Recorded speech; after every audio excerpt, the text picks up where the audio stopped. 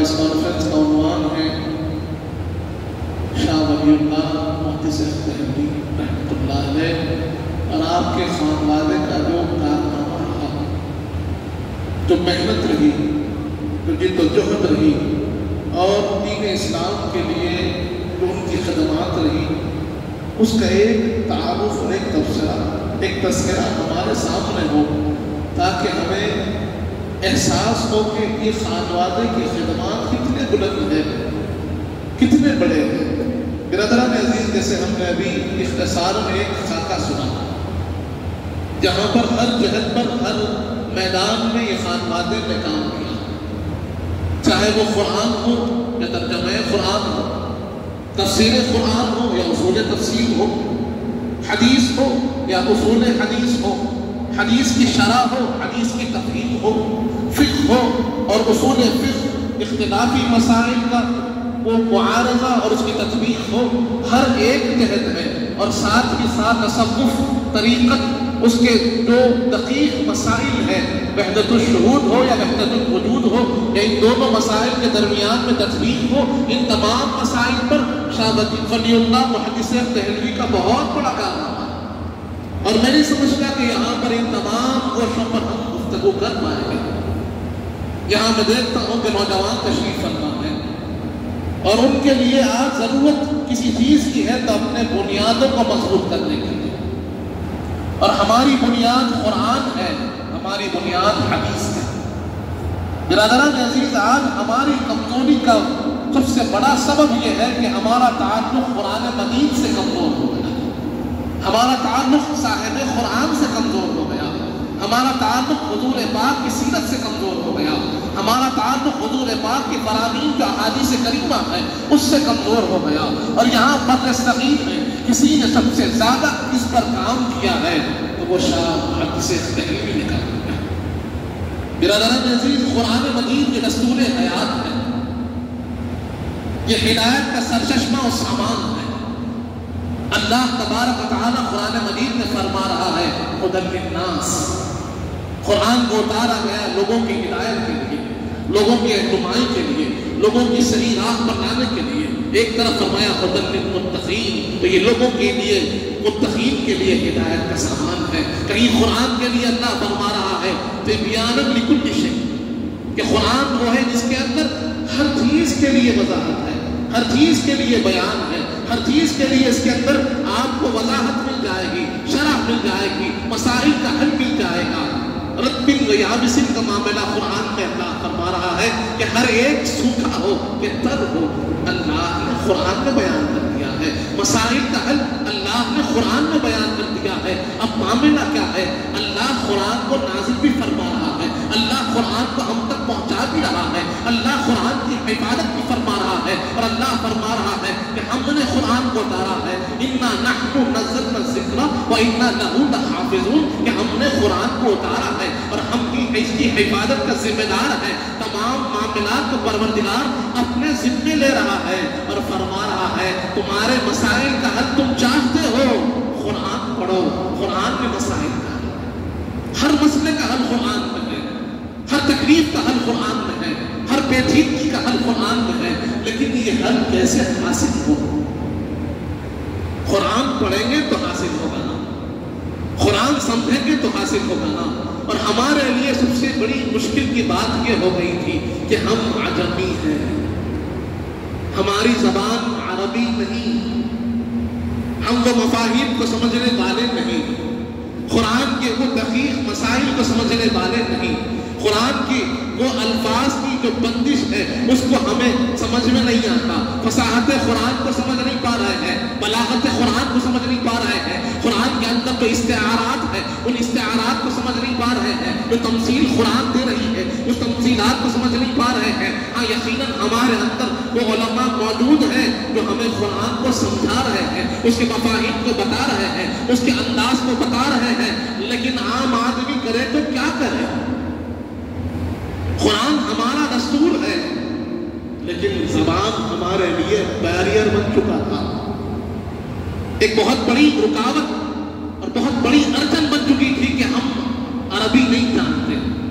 اگر ہم تجوید سے قرآن پڑھ رہے ہیں اس کے بعد معنی نہیں جانتے، اس کے مفہوم کو نہیں سمجھتے. اگر معنی ڈکشنری سے نکال بھی پا رہے ہیں تو اس کے اندر وہ جو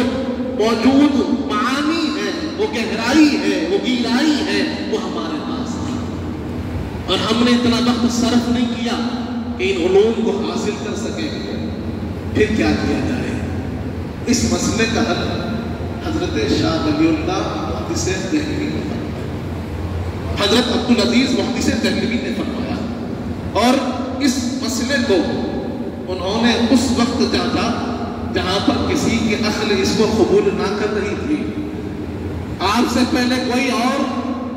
قرآن مجید کا ترجمہ کسی اور زبان میں نہ ہوا تھا.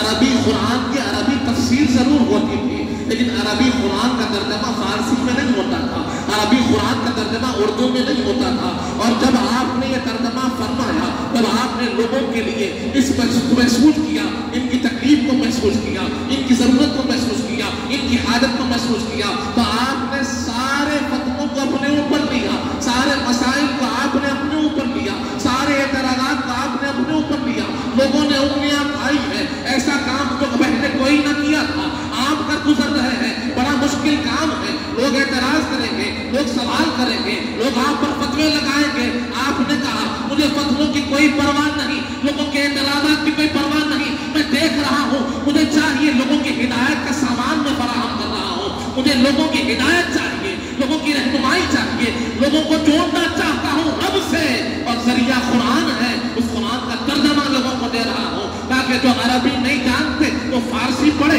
جو فارسی نہیں جانتے اردو پڑھے. اور ایسا راستہ کھول رہا ہوں کہ اس کے بعد اب انگریزی میں بھی ترجمہ ہوگا، اب فرانس میں بھی ترجمہ ہوگا، چائنیز میں بھی ترجمہ ہوگا، جاپانیز میں بھی ترجمہ ہوگا، الگ الگ زبانوں میں ترجمہ کیا جائے گا. اور یہ صدقہ شاہ ولی اللہ کا ہوگا، یہ صدقہ شاہ عبدالعزیز کا ہوگا.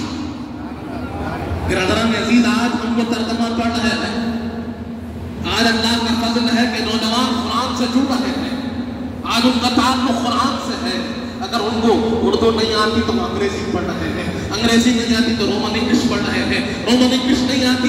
جو ہندی پڑھ رہے ہیں، جو زبان ان کو آتی ہے. آج قرآن اس زبان میں ان تک پہنچایا جا رہا ہے. یہ طریقہ کس نے دیا؟ شاہ عبدالعزیز نے دیا، شاہ ولی اللہ نے دیا. شاہ عبدالرحیم کی خدمات ہے کہ آج ہم قرآن کو اپنے گھروں میں پڑھ بھی رہے ہیں، سمجھنے کی کوشش بھی کر رہے ہیں. یقیناً یہ بات سچ ہے کہ جو عربی زبان ہے اس کا حق کوئی اور زبان ادا نہیں کر سکتی، لیکن ایک بنیادی جو معانی، بنیادی جو حکم ہے وہ تو ہم کو حاصل ہو جاتا ہے. قرآن ہم سے کہنا کیا چاہتا ہے بندہ وہ تو سمجھ لیتا ہے. برادران عزیز، معاملہ یہ ہے کہ جب تک بات سمجھ میں نہیں آئے گی تعلق پیدا بھی نہیں ہوتا. آج ہم نماز پڑھتے ہیں، نماز بغیر قرآن کے مکمل کی سورہ فاتحہ ہو یا اس کے بعد کی دیگر سورتیں ہوں، جب تک ہم ان کو پڑھیں گے نہیں ہماری نمازیں مکمل نہیں ہوگی. اور نمازوں میں خشوع خضوع آج جو کھو رہے ہیں، ہم لوگوں سے سمجھتے ہیں، لوگ عرض کرتے ہیں، فرماتے ہیں کہ معاملہ یہ ہو رہا ہے نماز میں کھڑے ہوتے ہیں لیکن توجہ نہیں حاصل ہوتی، نماز میں کھڑے ہوتے ہیں لیکن تعلق خدا سے جڑتا نہیں، نماز میں کھڑے ہوتے ہیں لیکن کہیں نہ کہیں بازاروں کا خیال، دکانوں کا خیال، مکانوں کا خیال، ضروریات کا خیال درپیش ہو رہا ہے. اس کی بنیادی وجہ یہ ہے کہ ہم جو پڑھ رہے ہیں وہ سمجھ نہیں رہے ہیں.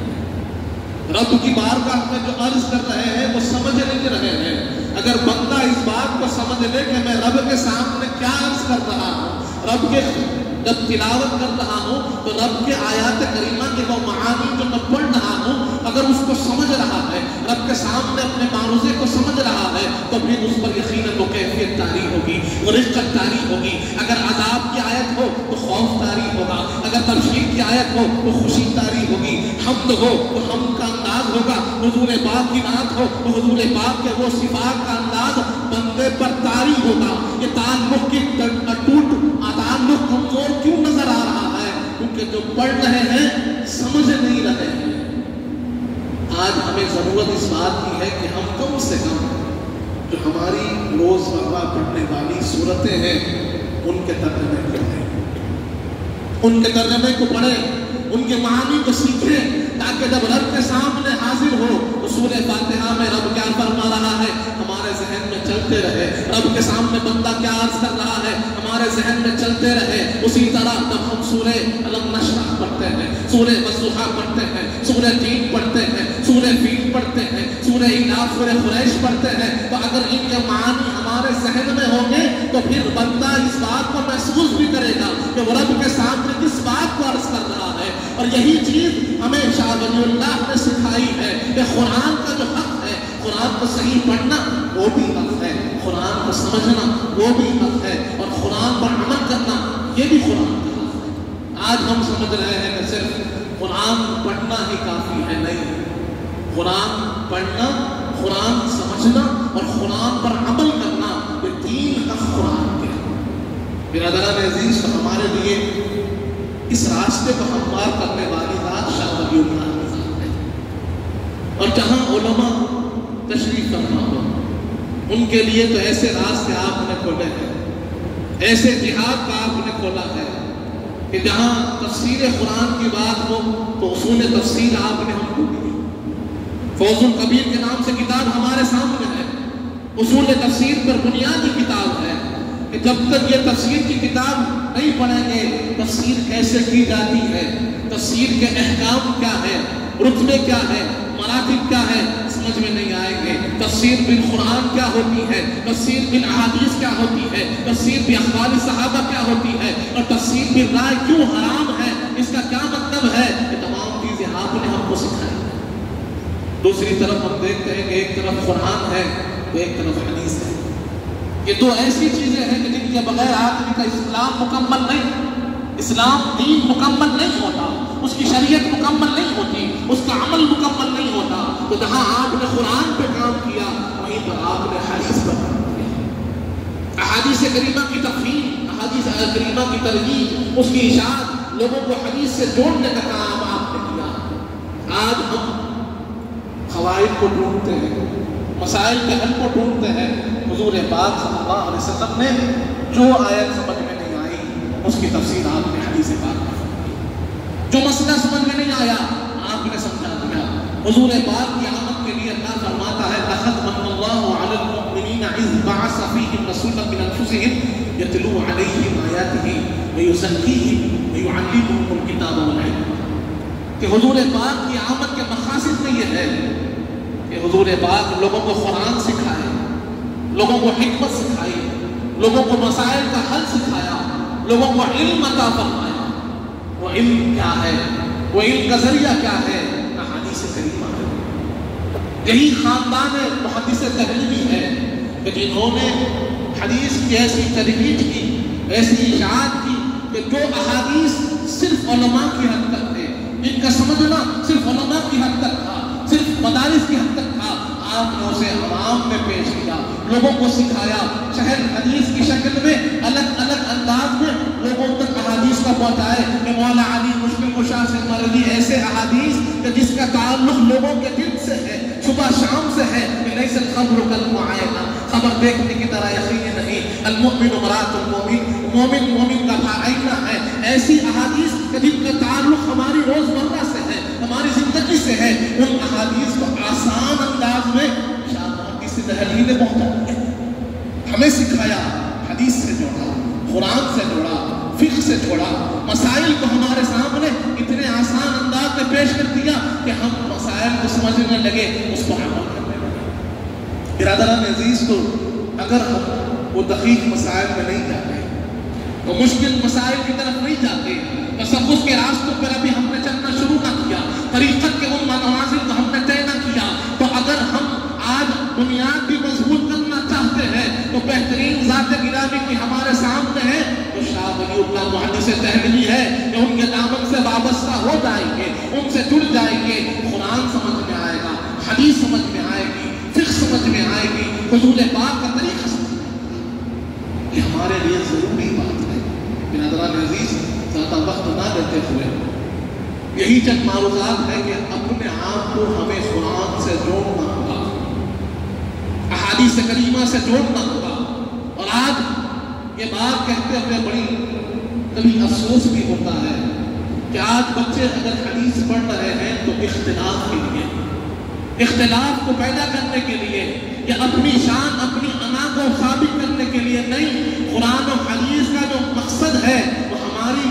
سدھار کے لیے ہے، ہماری ہدایت کے لیے ہے، ہماری رہنمائی کے لیے ہے، ہمارا تعلق رب سے مضبوط ہو اس لیے قرآن پڑھنا ہے، ہمارا تعلق حضور پاک سے مضبوط ہو اس لیے حدیث پڑھنا ہے، ہم صحیح انداز میں دین پر چلنے والے بنے اس لیے قرآن کی تفسیر پڑھنی ہے۔ بحث و مباحثے کے لیے نہیں، آپس میں جھگڑے کے لیے نہیں، ایک دوسرے کو نیچا دکھانے کے لیے نہیں، بلکہ لوگوں کو جوڑنے کے لیے قرآن پڑھا جائے، لوگوں کو سدھارنے کے لیے قرآن پڑھا جائے۔ یہ محنت ہم نے اپنے بزرگوں کی دیکھی ہے اور یہی مشن کو ہمیں آگے لے کر چلنا ہے کہ وہ کنسٹرکٹیو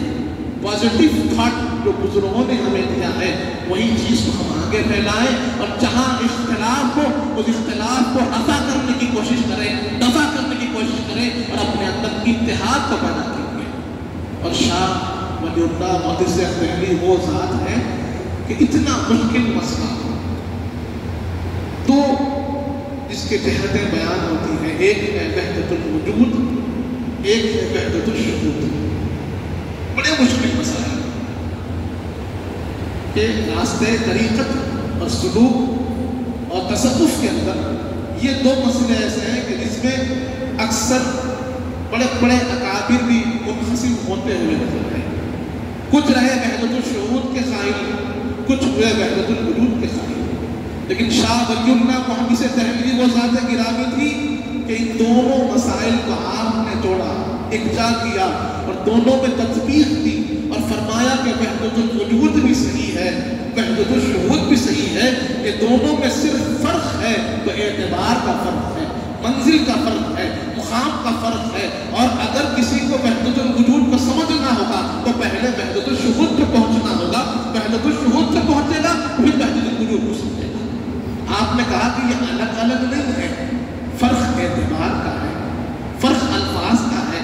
اور اتنا بڑا مسئلہ جو سالہ سال سے چلتا ہوا رہا تھا اس کی ایک سوئی کے لیے آپ نے کوشش کی۔ بہت بڑی خدمات اس خانوادے کی ہے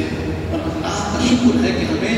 اللہ نے ان کی یاد میں جمع کیا، اور صرف یاد میں جمع ہونا کافی نہیں ہے بلکہ ان کے نقش قدم پہ چلنے کی کوشش کرنا ہے، ان کے بتائے ہوئے راستے کو اپنانا ہے، ان کے تعلیمات کو، ان کی خدمات کو لوگوں میں اجاگر کرنا ہے، اور نوجوانوں کو بتانا ہے کہ ہمارے اکابر کے بڑے بڑے کام ہیں تمہارے لیے انہوں نے کیے ہیں، ان سے تم اپنے آپ کو واپس کرو۔ انہیں چند کلمات کے ساتھ آپ سے رخصت ہوتا ہوں۔